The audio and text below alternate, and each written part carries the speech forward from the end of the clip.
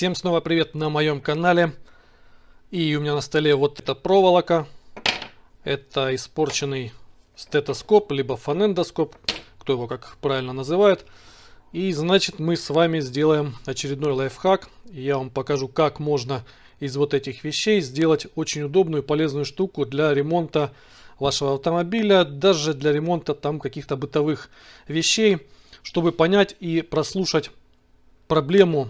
Зачастую это, как правило, я этим пользуюсь для того послушать, какой подшипник загудел. Например, там это генератор, либо это гидроусилителя подшипник, либо там кондиционера. Также можно и под машиной проверять подшипники, к примеру.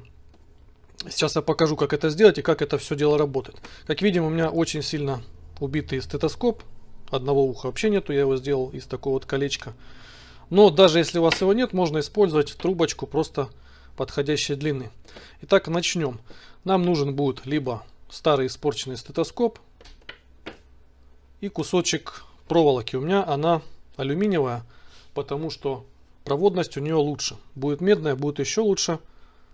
Будет металлическая, будет хуже, но тоже ничего страшного, можно использовать. Делаем удобную по длине такой вот отрезочек. И зачищаем изоляцию. Оставляем только без изоляции его. Можно также использовать какой-либо гвоздь соответствующего диаметра, чтобы он удобно влез в вашу трубочку, которую вы подобрали для этих целей. Значит, я снимаю изоляцию таким вот образом из этой медной проволоки. И мне достаточно будет вот такого кусочка. В принципе, как правило, его достаточно. Изоляция как раз таки примерно по толщине, как эта проволочка. Это очень хорошо, она должна плотненько залезать сюда, в эту трубочку. Можно использовать, еще раз повторюсь, металлическую, либо в крайнем случае гвоздь. Далее мы обрезаем необходимой длины эту проволоку. К примеру, у меня будет вот такая вот коротенькая. И попросту вставляем вот сюда. Получаем вот такое устройство. Еще раз повторюсь, если у вас нет, к примеру, старого стетоскопа, можно использовать просто трубочку. И к трубочке прицепить типа вот этого, чтобы оно у вас удобно к уху прислонялось.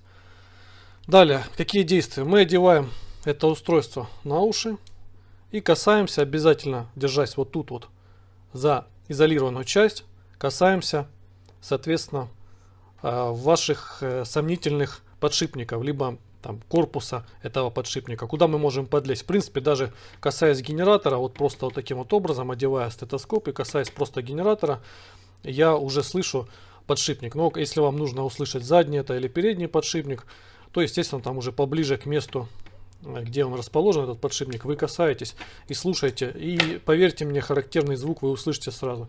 Точно так же там на гидроусилителе, либо же на ступице. Мы подходим, там, если машина висит на подъемнике, разгоняем ее и касаемся, к примеру, там, ступиц по очереди, либо подшипника подвесного и так далее на кардане. Очень хорошо это дело все прослушивается. Главное, еще раз повторюсь, держаться подальше от самой этого вот кусочка проволоки, чтобы не гасить все колебания, которые проходят по этой трубке в ваши уши. Вот также можно проверять подшипники, например, на стиральных машинах таким вот образом. Ну, либо на других необходимых вещах, которые вам нужно прослушать. В общем, вот такое вот полезное изобретение, такая вот полезная штучка сегодня в нашем видео. Ставим лайки, подписываемся, делимся. Всем спасибо, пока.